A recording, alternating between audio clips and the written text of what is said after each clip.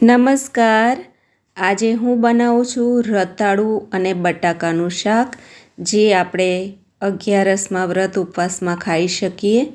તો એના માટે મેં 200 ગ્રામ રતાળું અને 200 ગ્રામ બટાકા લઈ લીધા છે અને સરસ સમારી લીધા છે. મેં બાફ્યા નથી, મેં ડાયરેક્ટ સમારી અને શાક બનાવવાની છું. તો એના માટે કડાઈમાં તેલ મૂકી દીધું છે, એમાં 1 ચમચી જીરું એડ કર્યું છે, લીલા મરચાંની પેસ્ટ એડ કરી દીધી છે અને જે આપણે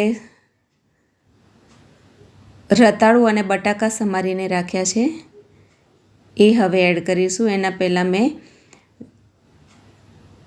મીઠા લીમડાના પત્તા એડ કર્યા છે. હવે એને ધીમા તાપે સરસ આપણે ચડવા દઈશું. તો રતાળું અને બટાકા બંને સરખું લીધું છે અને સિંધવ નમક એડ કરી દીધું છે સ્વાદ અનુસાર. અને આ શાકમાં તેલ છે થોડું આગળ પડતું હોય છે કે જેનાથી એનો ટેસ્ટ સરસ લાગે. આ શેકેલી સિંગ અધકચરી કરી અને એડ કરી દીધી છે. હવે સરસ ધીમા તાપે 7-8 મિનિટ સુધી ચડવા દીધું છે. તો દેખો, ચડીને સરસ તૈયાર થઈ ગયું છે. આપણે એને ચેક કરી લઈશું. એમાં મેં ખાંડ, લીંબુ અને તલ પણ નાખી દીધા છે.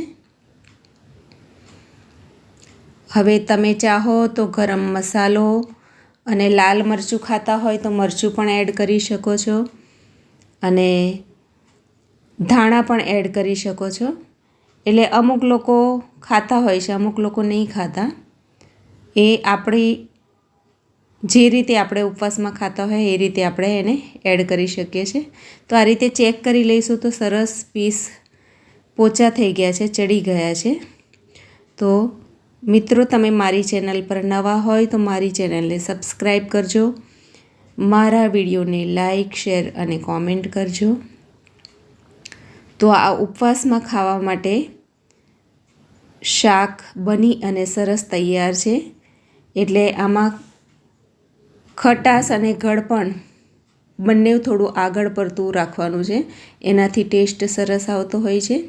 અને આ તમે દહીં સાથે ખાઈ શકો છો, યા તો વ્રતની ચટણી બનાવીને એની સાથે પણ ખાઈ શકો છો અને ખાવાની ખૂબ જ મજા પડતી હોય છે.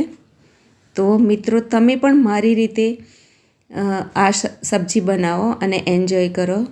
Thank you.